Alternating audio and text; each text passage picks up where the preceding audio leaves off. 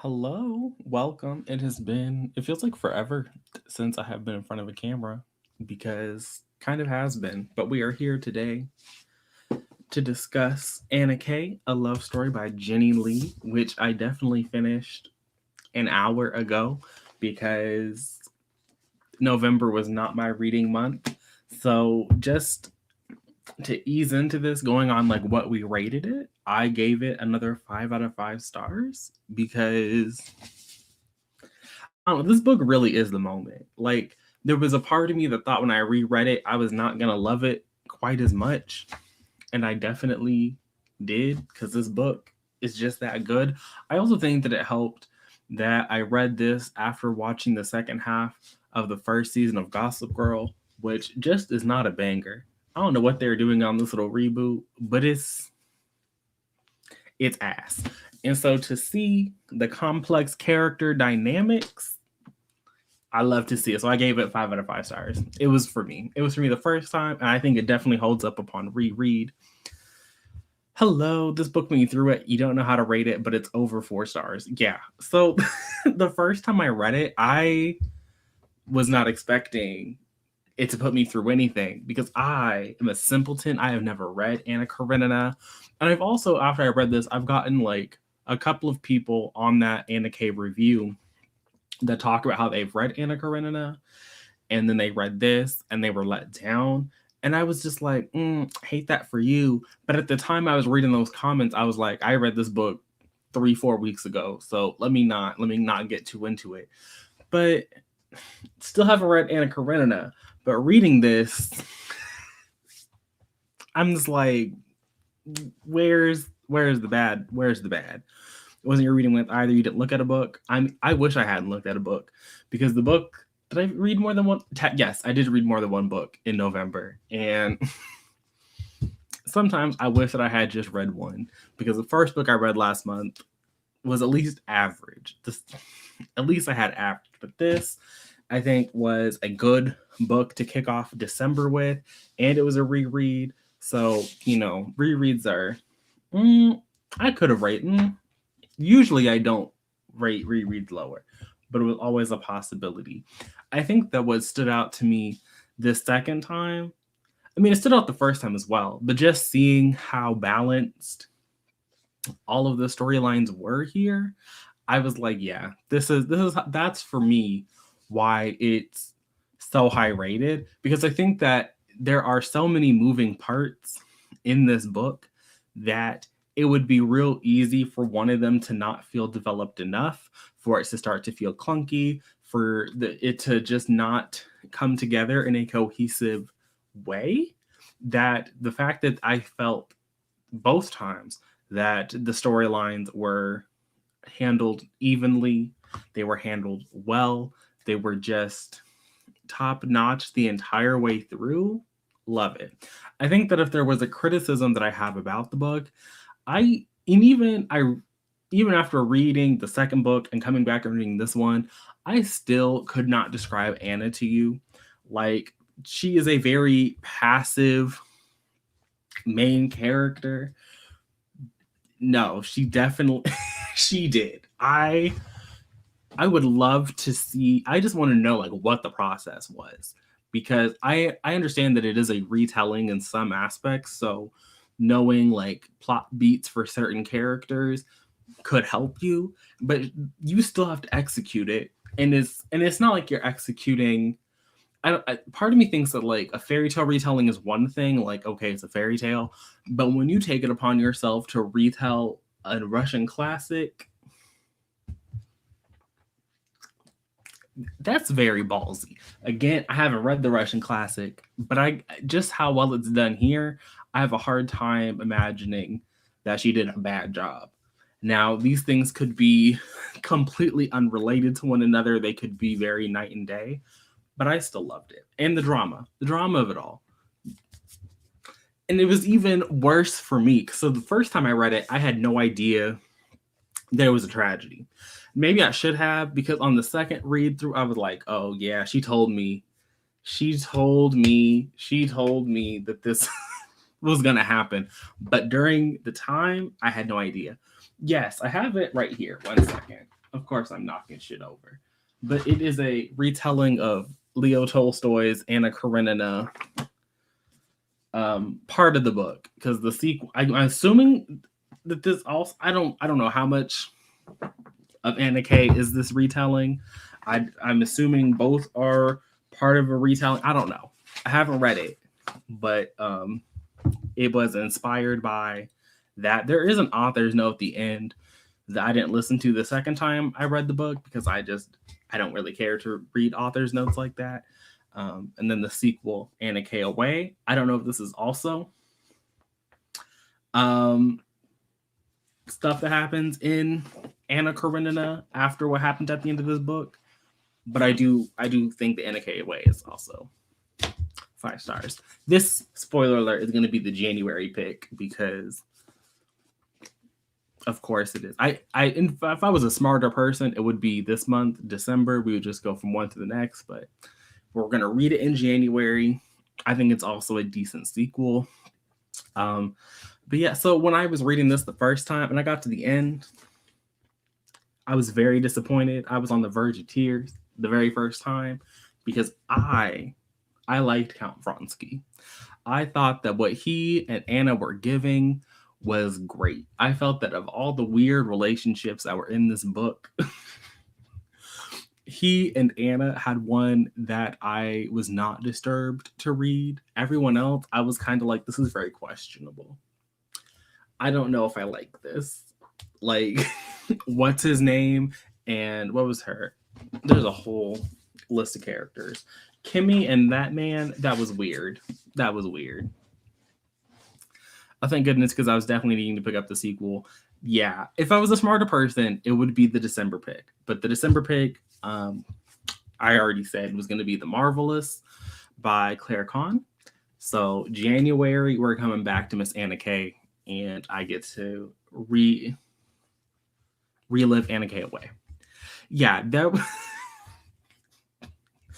there were some very questionable relationships in this book between Kimmy and the tutor, and then even Anna and her actual boyfriend, the OG. That was weird. That was weird. I hated every time they talked about this like questionable age gap. I was like, this is Steven and Lolly ain't going nowhere. And Dustin and Kimmy also aren't going anywhere. Spoiler alert. Yeah, the second book, we feature Anna K, Miss Anna, going away trying to find herself. Stephen and Lolly's relationship is tested.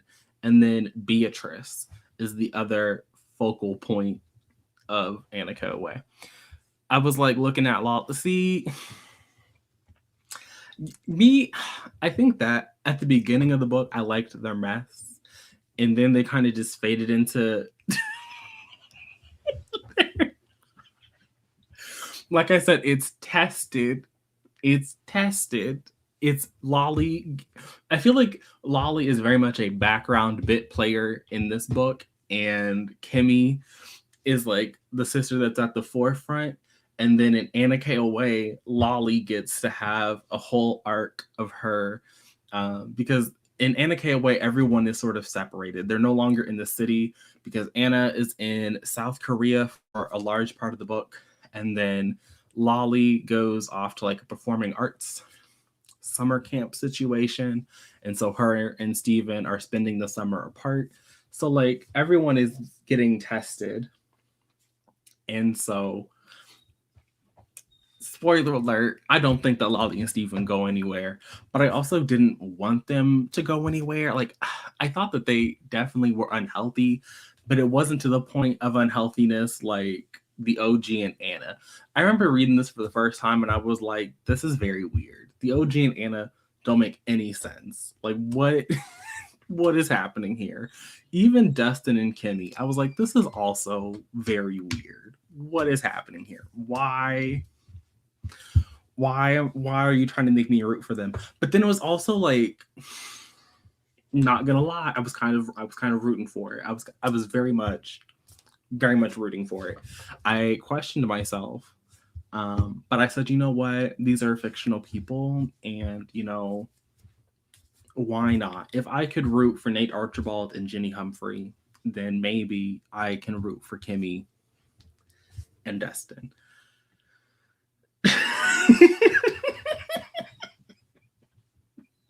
Look, Alexander got in a car accident, so I feel like that was him getting his comeuppance. Dustin, again, I was rooting for it. I was rooting for him. We were all rooting for you. But it was very questionable. It was very odd. Didn't like it, but I did like Dustin. I did like it.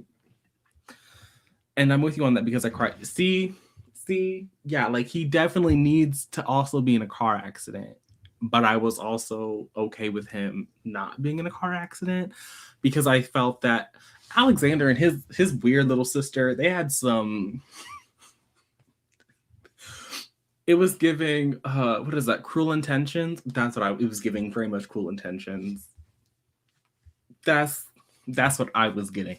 They can use whatever little literary references, movie references they want, but that's what I was getting. It was giving very much Ryan Philippe and Reese Witherspoon and Sarah Michelle Gellar. It was very strange. I said I want no part of that. And then at the end, and he was telling the count like, yeah, my little stepsister, she done did the thing. I was dying when she was pushing that man in his wheelchair across the grass and everyone was staring. It was just such a vivid image in my mind. And I need this to get an adaptation.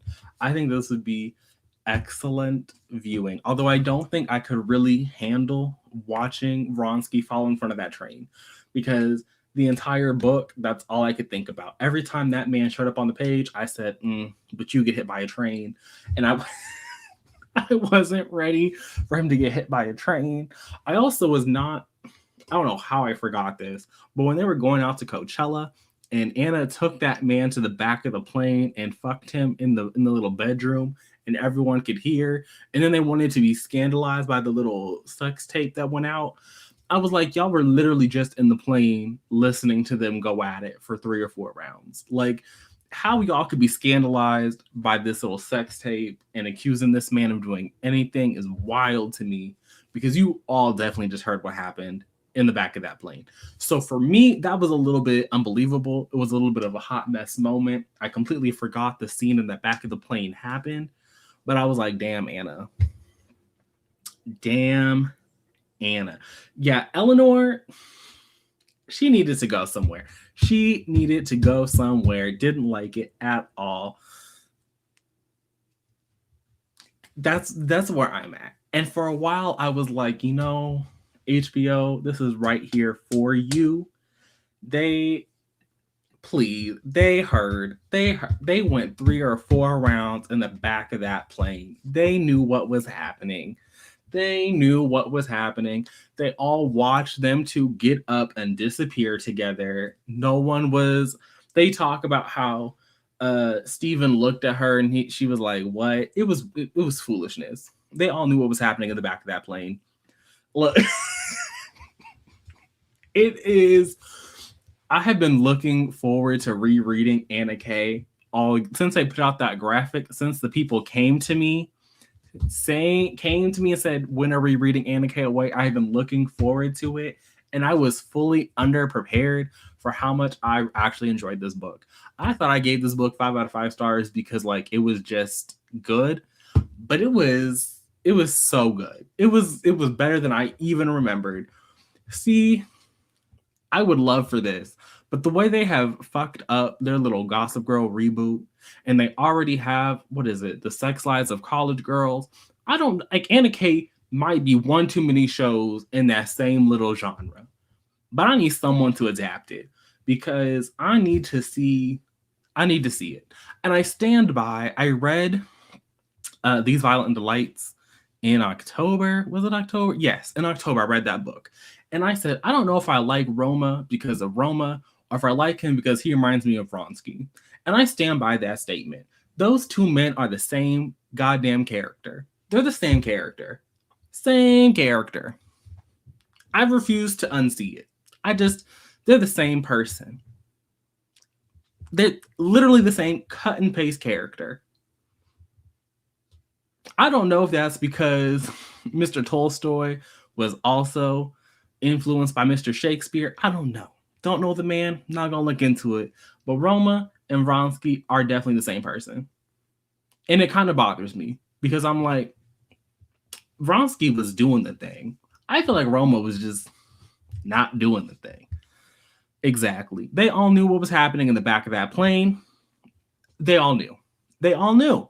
They all knew what was happening. FX could do it. They could do it. I feel like it wouldn't give me. It might be a little more serious on FX.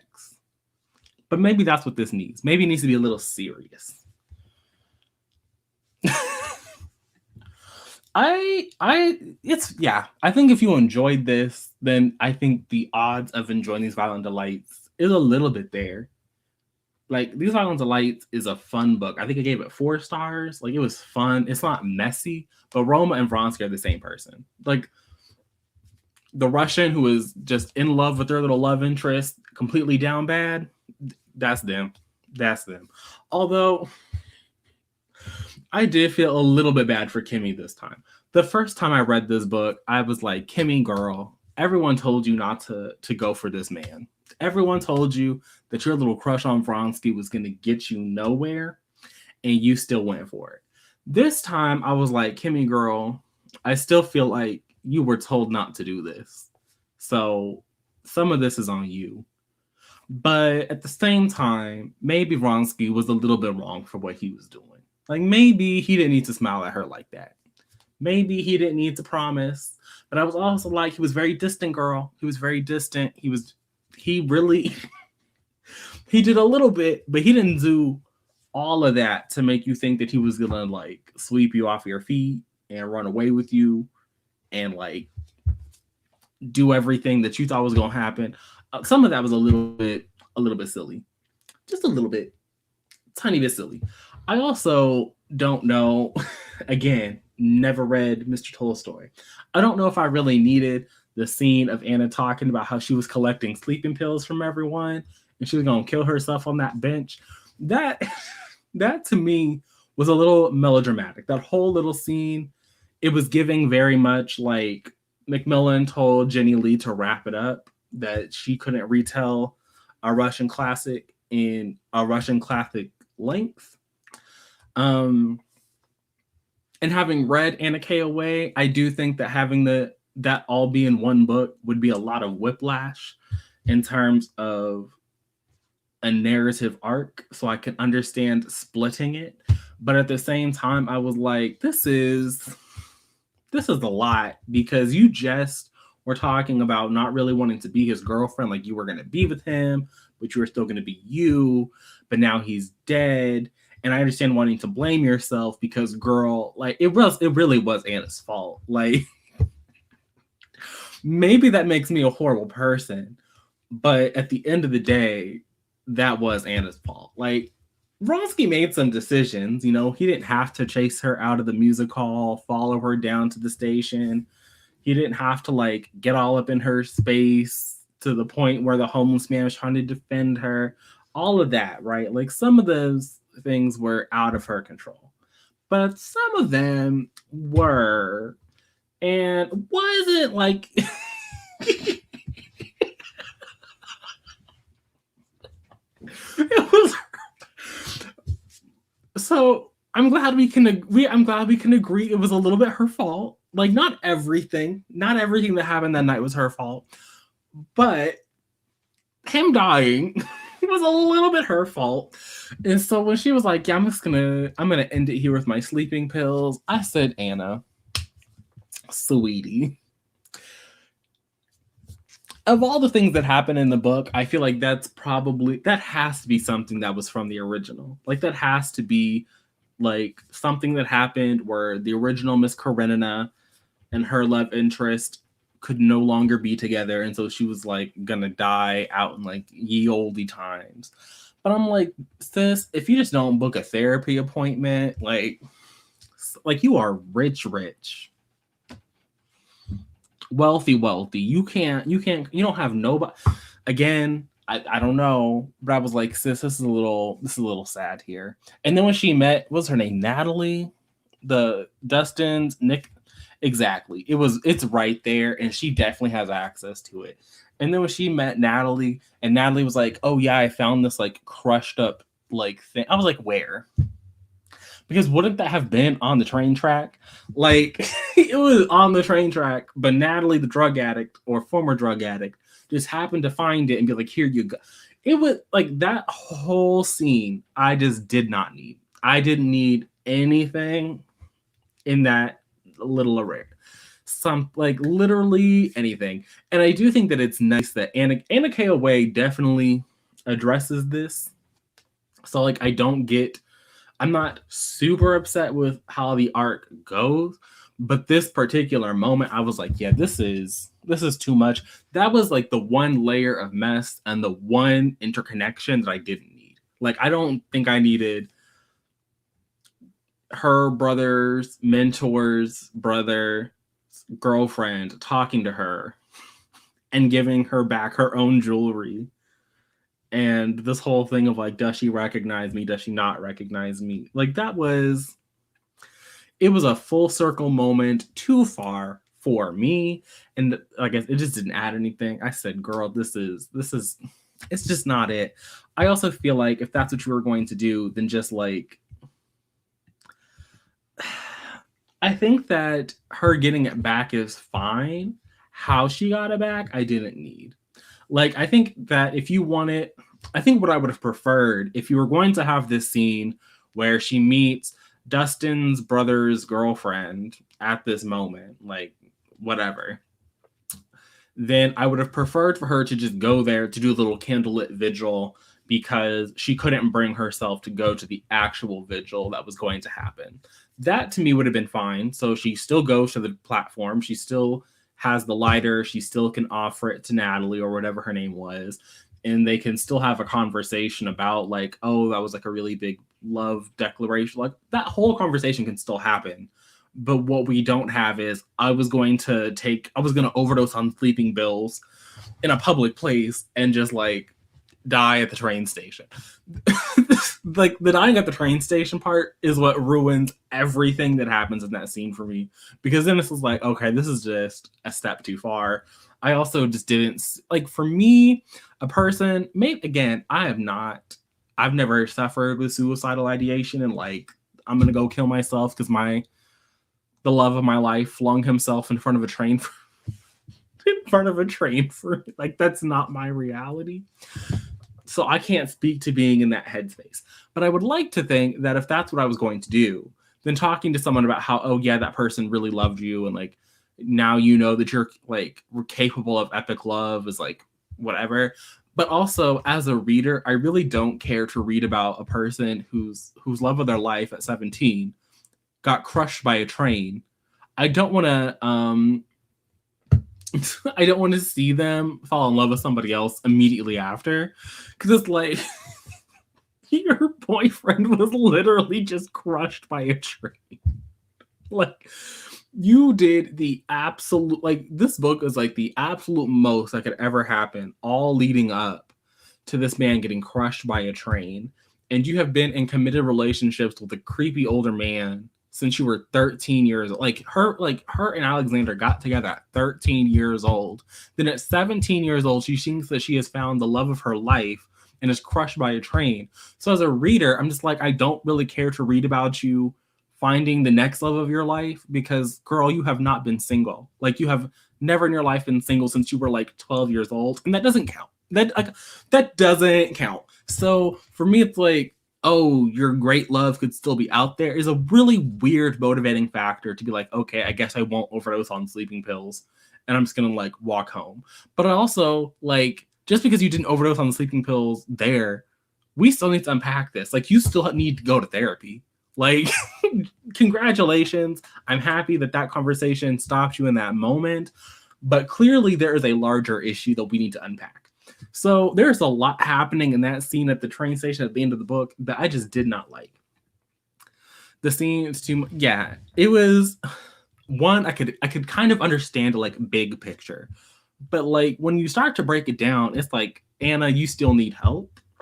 You still need to talk to this about somewhere with somebody. And I'm not really sure that she really does that. I'm not really sure that Anna K. Away she gets to do that. Maybe on reread I will disagree. But from what I remember, like it's like her grief is definitely a part of the story. But getting professional help, not really. She just gets to like keep playing. It's weird. We'll discuss in January. So, for, like I said, for me at the end wasn't necessary, but it also wasn't enough for me to be like, oh, the rest of this book was garbage, because it wasn't. The rest of the book I still think is really well handled, specifically for a book that is marketed as YA. Again, is this a YA book? I don't know. I know all the characters are the right age range to be in YA, but it still felt very like we could. I don't know, maybe because like nothing what they were doing was really like, I guess I don't know. It is one of those weird books. But I think I would have I liked it clearly.